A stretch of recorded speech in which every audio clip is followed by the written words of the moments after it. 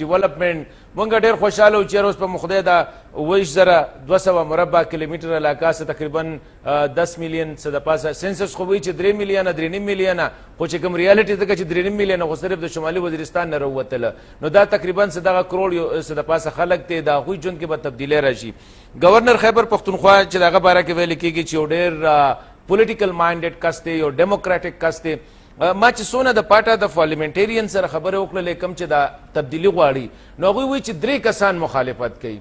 یو هغوی یاد کړه چې گورنر سیکریټریټ یا فاټا سیکریټریټ چې کوم دی دا ځکه خو اوس هلته پولیټیکل ایجنټان د پارلیمنټیرین خلاف د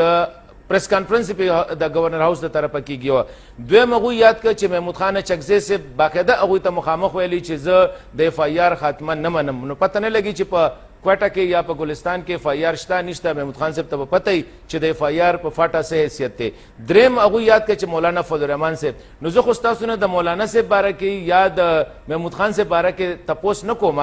خو دا راته وایي چې د گورنر ولې یا گورنر سیکریټریټ ولې په دې کې غټ هانډ دی. جنرال قیوم تر دې حده پورې ووایي په خپله باندې چې د فاټا کوم پارلیمنټیرین دي نو د دوی نماینده حیثیت څه خاص اهمیت نه لري نو ځکه مونږ له ریفرنډم پکار دی. دوی په دې خبرو باندې مونږ له نه تلل پکار. عرض دا دی چې فاټا سیکریټریټ یا د گورنر یا که دا اوس گورنر دی که مخکې گورنرانو مونږ د افرادو باره کې خبرې نه کوو ادارو باره کې خبرې کوو. بالکل جی داسې دی چې دا فاټا سیکریټریټ کې داسې ټول افسران به زه نه یادوم ښه خلک هم پکې شته ښه افراد نیک افراد هم شته پکې خو مجموعي توګه باندې داسې دی چې دا فاټا داسې ده چې دا دی لکه د فاټا سیکریټري پر لکه چراګاه ده یعنې هغوی پکې څه دي که نه هلته کې قانون نشته عدالت نشته چې پښتنو کې اکاونټیبلټي نشته ترانسپیرنټ شفافیت نشته لهذا هغوی غواړي چې همدا په دغه صورتحال پاتې شي. هغوی ټول خپل عقل خپل ټوله پوهه په دې لګولې ده چې دا صورتحال چې څنګه دی چې دې کې تبدیلي رانشي او په دې لپاره چې د فاټا چې کوم پارلیمنټیرینز یا پارلیمان غړو چې کوم قدم اوچت کړی وي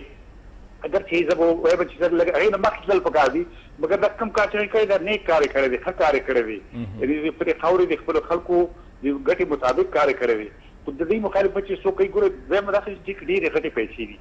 زه تاسو وایم چې یعنې زه ویلی شم زه نومونه نه اوس ایجنټو چې اخلم بده خبره ده مګر یوه ایجنسي ماته معلومه ده چې